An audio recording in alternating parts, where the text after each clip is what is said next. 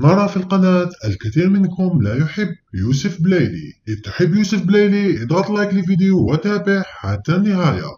السلام عليكم ورحمة الله تعالى وبركاته.